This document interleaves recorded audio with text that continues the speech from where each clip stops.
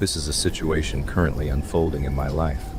It has been persisting for nearly 3 weeks now. I recently decided to create a profile on the dating website Plenty of Fish. I had been single for 8 months and knew several friends who had found success on the platform. I figured there was no harm in trying it out for myself. About a month after I signed up, I received a message from a very attractive girl. We seemed to get along quite well and maintained a conversation for a few weeks. We eventually decided to exchange our Kik usernames. That was the moment everything took a turn for the worse. Within the span of only 4 messages, she admitted that her profile pictures were fake. She proceeded to send me new ones, promising me that she was being honest this time, and swearing that she was real. However, the girl in the new photos looked too good to be true, being a frequent viewer of the show Catfish. I decided to perform a reverse image search.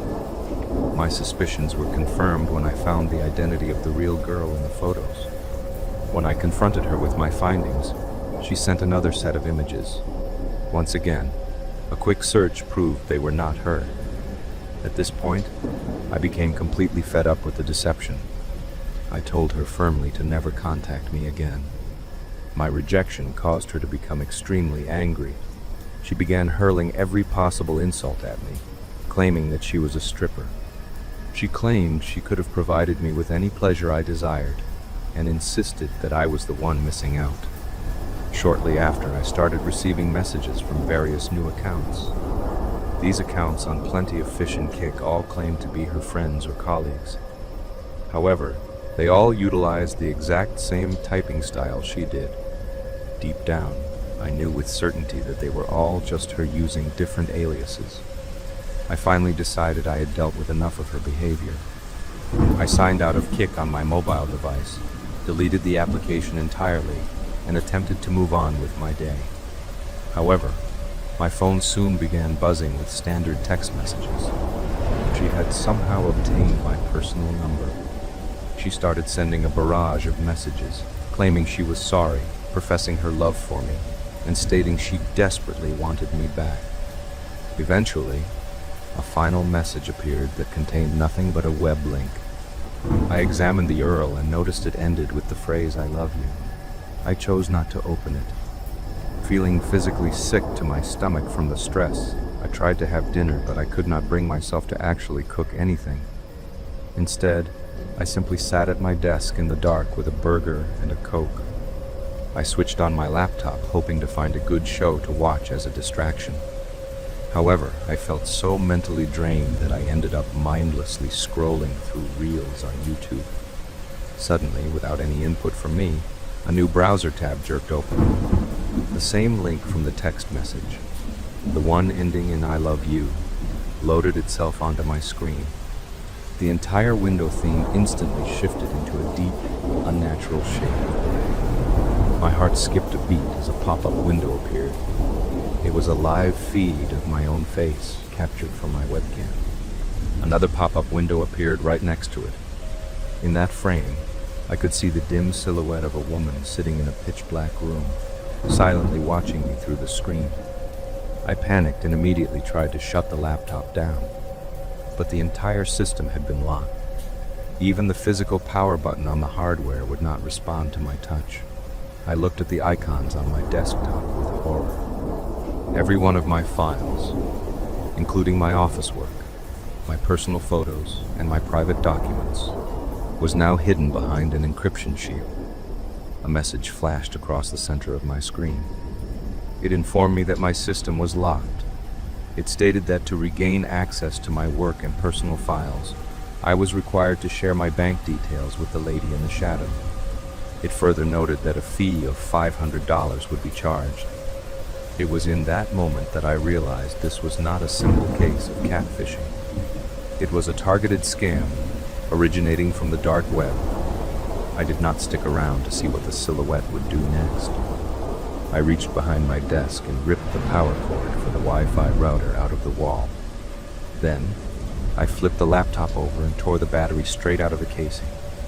The screen finally went dead. Thankfully, I had been cautious enough to keep a backup of almost all my important data on a separate portable hard drive. This device was not plugged into the computer at the time. I took the laptop to a professional service center the following morning.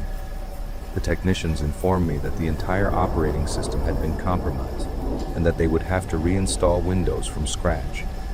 They also issued a stern warning for me to change my network immediately, as my personal information was likely now floating around on a dark web hit list. I ended up losing my personal settings and quite a few nights of sleep, but I am proud to say I did not give that shadow a single cent of my money. A few months ago, I decided that I was finally ready to move on from the breakup I had experienced during the previous summer. My relationship with my long-term girlfriend had ended, and it had taken me a significant amount of time to process the heartbreak. However, there eventually comes a point where a person simply has to get back out there and try again. I made the decision to download the dating app Hinge and began the process of looking through various profiles. In my experience, it felt like the most effective app available because it allowed for direct messaging. This feature meant I didn't have to sit around hoping for a mutual match before starting a conversation. It gave me a much better opportunity to talk to the specific kind of women I found attractive. One of those women was a Persian girl named Sarosh. Saroshi was truly one of the most beautiful people I had ever seen. She had a striking mane of dark, wild hair that was dyed blonde at the tips. Her features were very defined, with high cheekbones and perfectly shaped eyebrows. Her eyes were perhaps her most captivating feature, being a deep, dark brown that seemed very alluring. She was absolutely stunning. I felt like I had a bit of a competitive advantage because she had grown up in Tehran, the capital of Iran, and I happened to speak a small amount of Farsi. I thought that mentioning my knowledge of her native language might impress her, and it turned out that I was right. Within about an hour of sending my opening message, we were having a great conversation.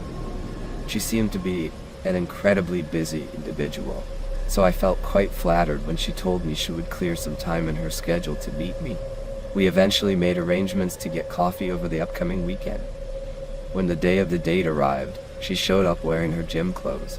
She was very quick to apologize for her casual appearance, explaining that she had just finished a session with her personal trainer and didn't have time to change. Her outfit didn't bother me in the least. She looked incredible in her yoga pants. We sat down with our coffees and began the typical first date ritual of discussing our lives, our jobs, and our various interests. While we were talking, I happened to look out of the large glass windows of the cafe. I noticed a man leaning against a car outside. At first, I assumed my mind was just playing tricks on me or that I was being paranoid, but after watching him for a minute or two, I realized he was staring directly at us without blinking. Saroshi eventually noticed that my attention was drifting over her shoulder. She asked me what I was looking at, and I mentioned a man outside who seemed to be staring us down quite intensely. She turned around to see for herself, but she spun back toward me almost instantly. The look on her face was one of pure terror. She urgently told me that we needed to leave the shop right that second. I asked her why and if she knew the man, but she denied knowing who he was. Despite her denial, I wasn't naive. I understood the situation immediately. It was obvious that this was either a very controlling family member or a dangerous ex-boyfriend. I initially assumed that the man would just follow us for a bit to try and act intimidating, but I never could have imagined that he would actually get physical with me. The way he eventually attacked me was terrifying.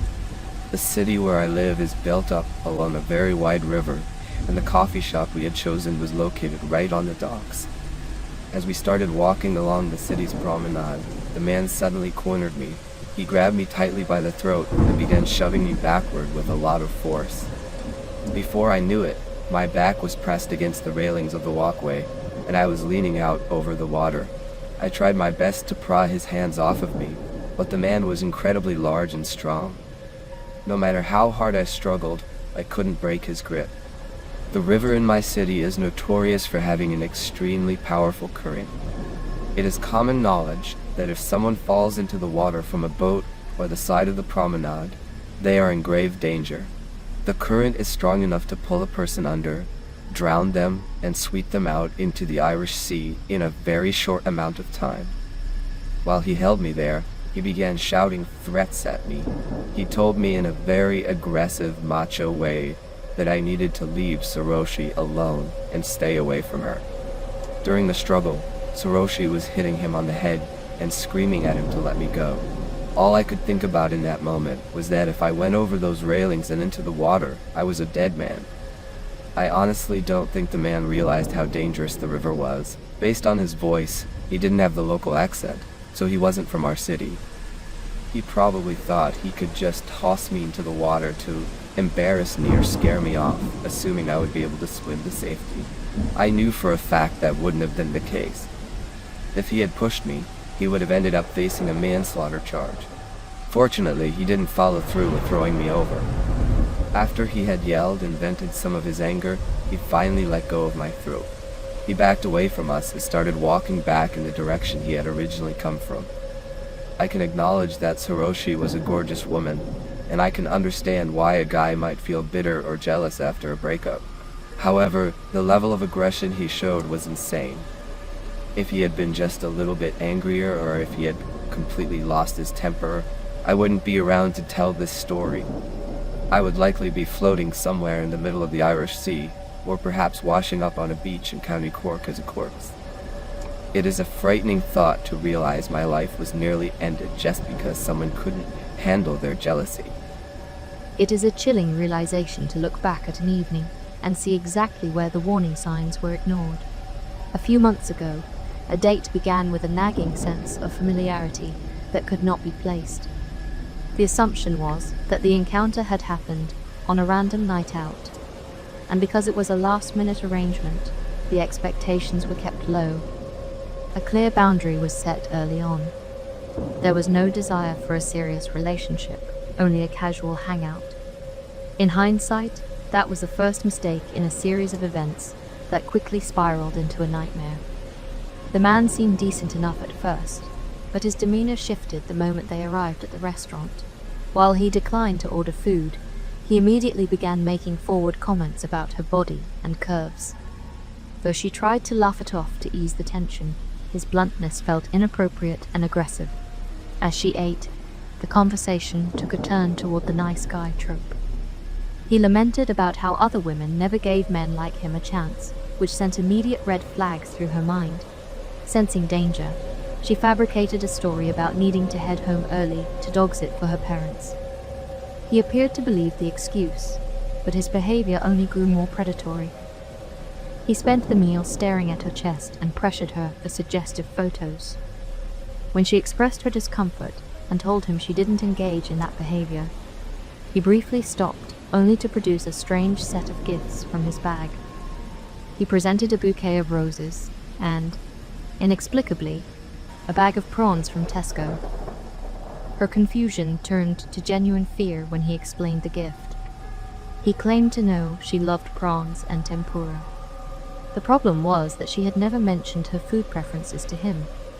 The urge to run was overwhelming, yet the social pressure not to be rude kept her in her seat for the remaining hour. As the clock ticked down, he began reciting intimate details of her life, with terrifying accuracy. He knew which school she had attended, her personality traits as a child, and her current professional situation. When she finally demanded to know how he possessed this information, he revealed a disturbing level of premeditation. His mother had been one of her former teachers, and he had interrogated her for details while scouring the internet for anything else he could find. A timely text from her mother provided a temporary lifeline.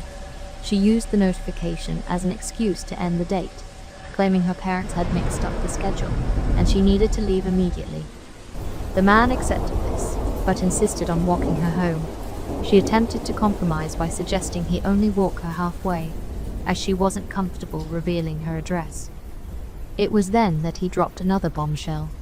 He already knew which road she lived on, though he claimed not to know the specific house number. When she called out how creepy and weird his knowledge was, he lied and claimed she had told him herself. For her own safety, she tried to steer them toward a well-lit main road. but he grabbed her hand and forced her toward a dark shortcut. Despite her protests, he dragged her onto a deserted street. In the shadows, he suddenly forced himself on her, shoving his tongue down her throat. She managed to push him away, and the sight of a distant stranger walking a dog provided enough of a distraction for her to bolt back toward the main road. Even then, he refused to leave. He continued to follow her until she stopped and tried to bid him a final polite farewell, mentioning it was nice to meet him again. At that point, the truth of their familiarity came out. He admitted they had never actually met before. He had simply lied about a previous encounter to trick her into meeting him. As she tried to walk away, he grabbed her again, pulling her towards some bushes while claiming there was one more thing he needed to do. The physical struggle intensified as he tightened his grip, his fingers digging into the soft skin of her arm with a strength that made her breath hitch. She tried to twist away, but he used his body weight to pin her closer to the rustling leaves of the overgrown hedge, the rough branches catching in her hair. Every time she tried to speak, he leaned in further, his shadow completely engulfing her as he ignored her repeated pleas to be left alone. The air felt heavy and cold as she realized he wasn't just being pushy. He was actively trying to overpower her in the dark, secluded space. She felt a wave of nausea hit as he whispered about how it would only take a moment, his eyes darting around to ensure they were still hidden from the streetlights. The situation turned violent as he squeezed her wrist hard enough to cause pain, pulling her back for another forced kiss. He explicitly suggested they use the bushes for privacy, and though she screamed no and fought back, he continued to drag her toward the brush, promising it would only take a second. It was only the appearance of more dog walkers that caused him to hesitate. He took one last opportunity to assault her by grabbing her breast before she finally broke free and ran. Her heart pounded against her ribs as she fled, terrified that he was right behind her. She took a long, circuitous route home to ensure she wasn't being followed. Once inside the safety of her house, she collapsed into tears. The horror reached its peak when a message arrived on her phone from a different account.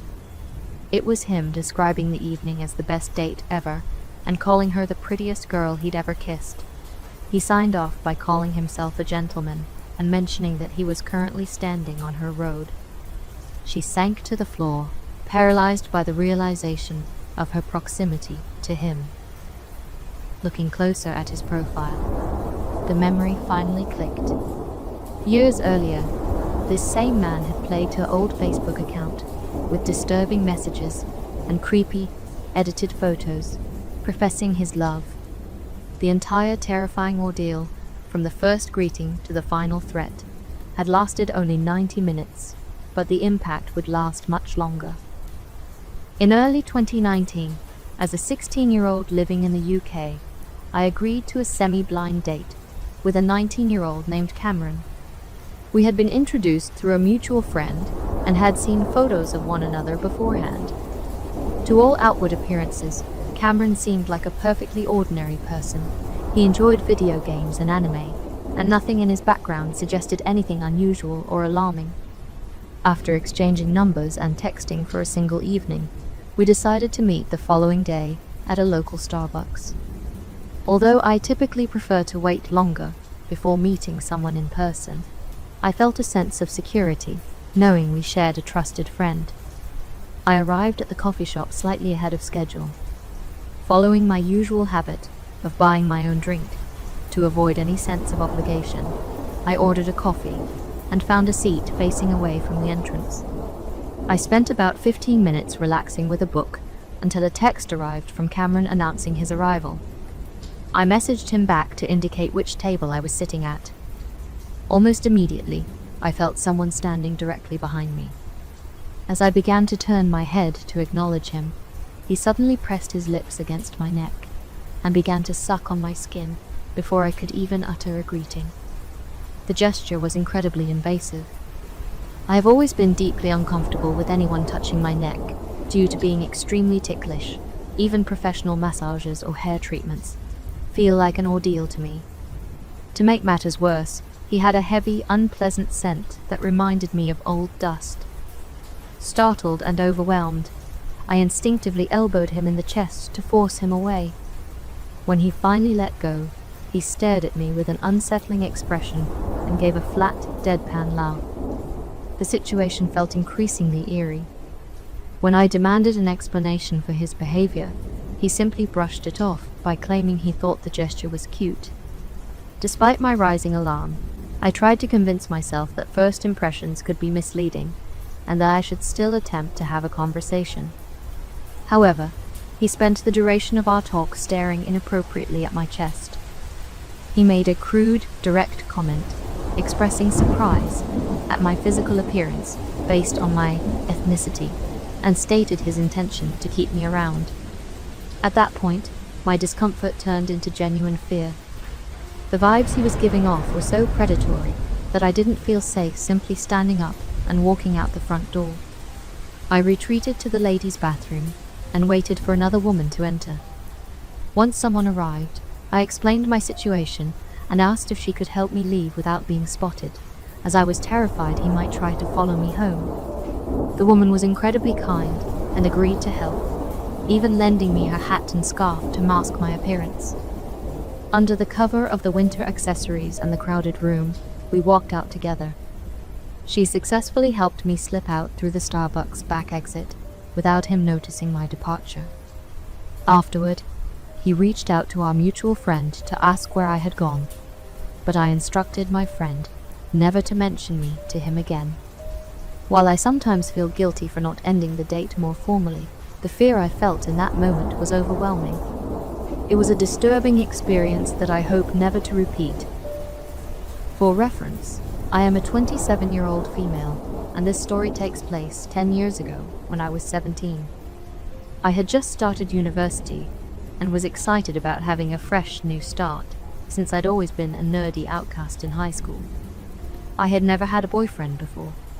I'd never even been on a date, so I was naive and optimistic about boys. My introverted and awkward personality hadn't magically changed since entering university, so it's safe to say that I didn't meet any interesting guys at school. One late night, I was in my room working on an assignment on my laptop when I received a request on MSN Messenger. The email address was a boy's name with some numbers. The name was clearly ethnic and likely someone of the same origin as mine. Intrigued, I accepted. For the sake of the story, we'll call the boy Ken. We got chatting, and I asked him how he had gotten my email address. He dodged the question. I let it go, not thinking too much into it.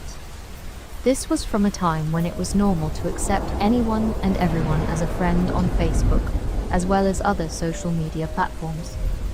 As Ken and I continued to talk, I learned that he lived in my city and, apparently, wasn't much older than me. As I guessed, our roots were, in fact, in the same country, the motherland. I asked him why he didn't have a picture of himself on his display picture, and this prompted him to suggest that we turn on our webcams because he wanted to see me too.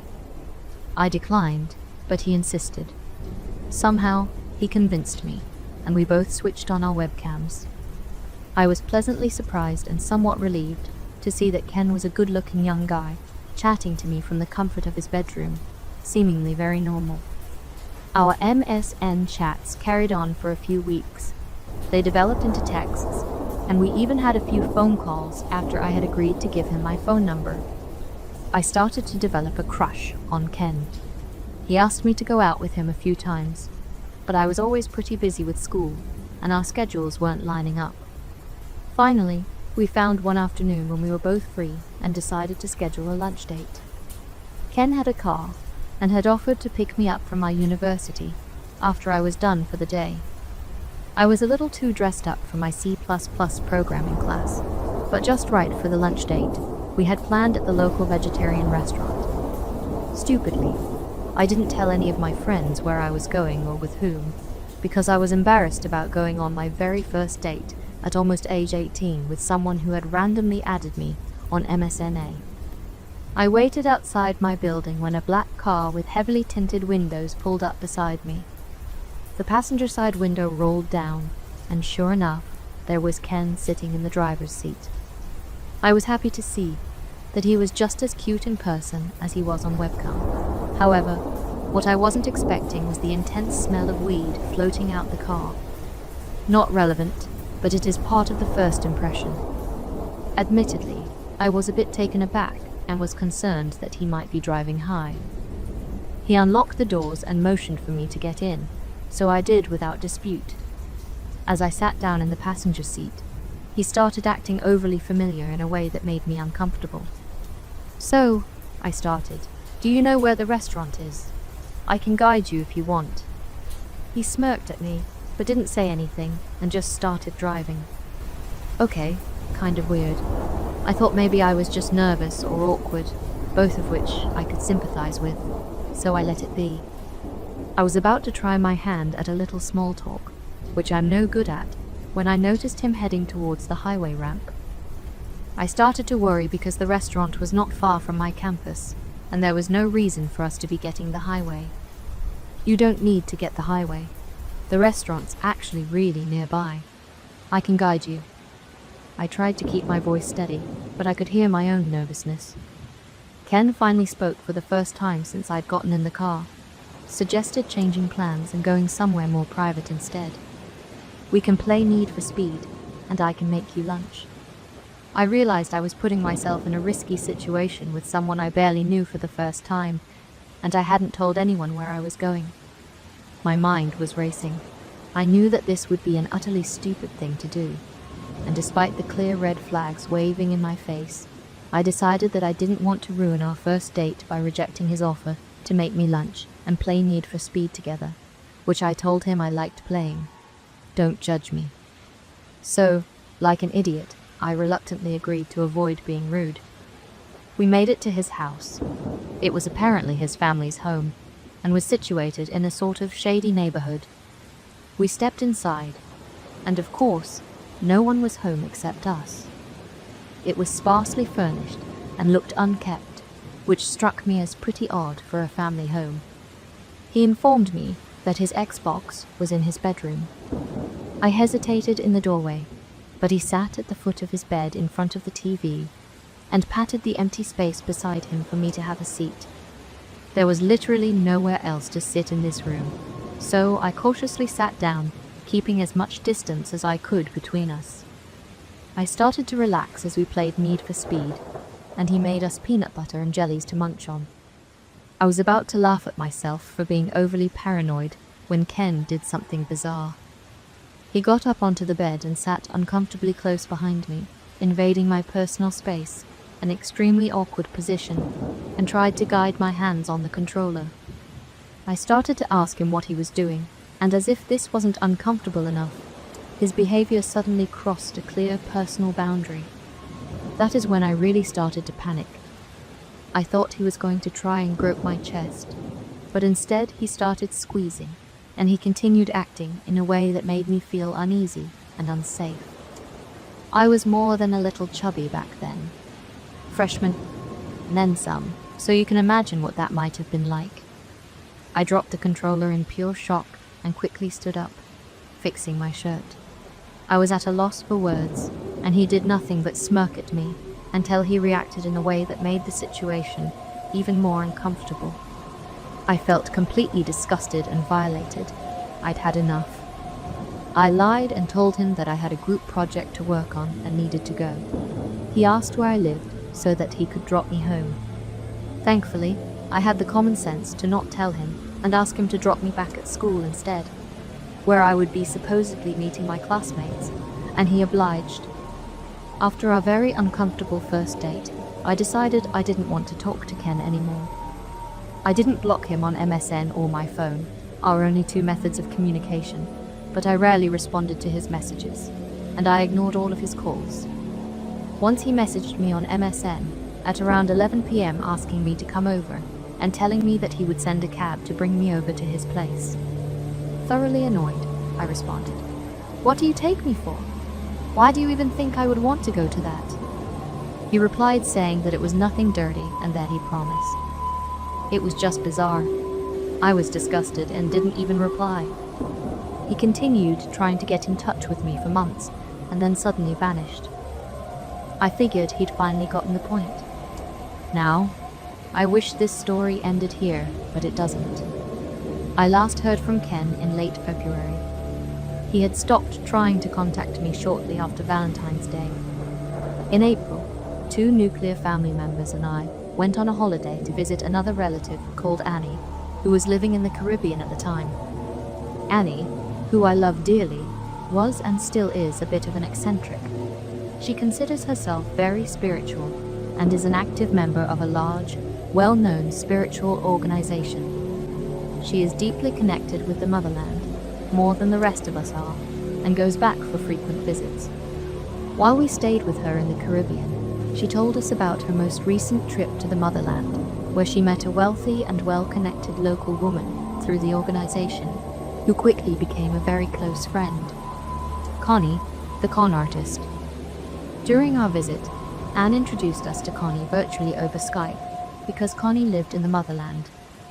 We chatted to her a few times throughout our vacation by Skype, and got to know her a little bit. Little did we know back then that Connie, whom Annie had spontaneously met halfway across the world in the motherland, would soon wreak utter havoc on our lives. Now, that's a story that I'm just not ready to tell, and perhaps may never be, because of how many lives were affected and the severity of the damage that had been inflicted. What you need to know is that Connie was an outright criminal and con artist who had been targeting our family from long before Annie had actually met her. Their meeting was no coincidence.